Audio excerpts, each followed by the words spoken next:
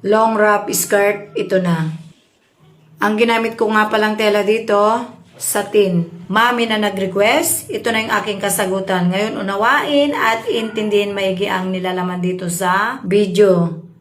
3 yarda ang ginamit ko dito. Ang lapad, 60 width. Ngayon, pagsamahin ng ganito, tignan maigi yung aking kamay. Dito sa kabila, walang dugtong.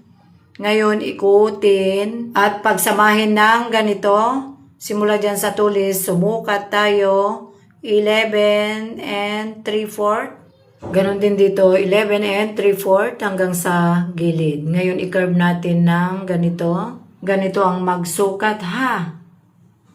Ngayon, sumukat tayo para sa length. Simula dyan sa taas, sinakop ko na ang sukat hanggang sa baba. 45 inches marking. Ang pagsukat, ganito.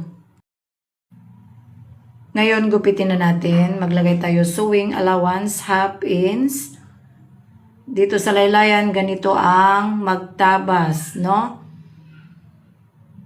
Isunod dito sa taas, kailangan magkasukat. Huwag na huwag ninyong gagawin yung tatabasin na hindi ganito ang gagawin ninyo. Tatabingi ang inyong wrap around skirt.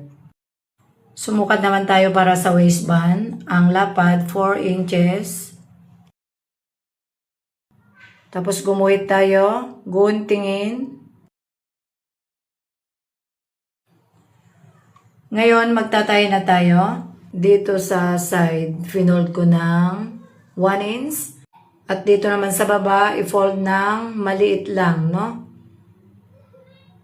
Tapos, pasadaan natin 1/16.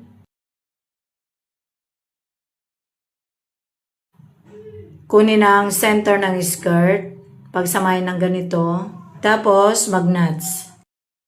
Ang sunod, attach waistband na tayo. Una, kunin natin ang center ng waistband, mag-knots, waistband and body, pagtapatin ang knots. Tapos, dito tayo magsimula sa may harap.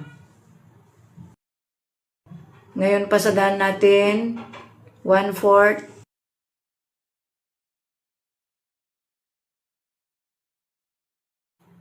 Ngayon, i-flat ng ganito.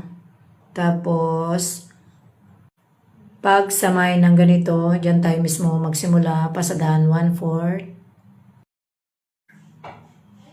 Pagdating dyan, ikot, then lock.